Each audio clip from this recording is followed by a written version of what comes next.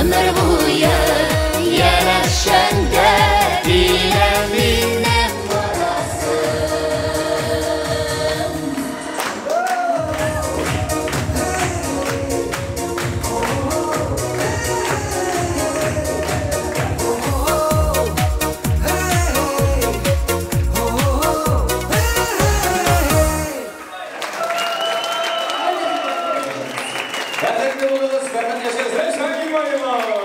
Хан менен булатым. Рахмат. Рахмат.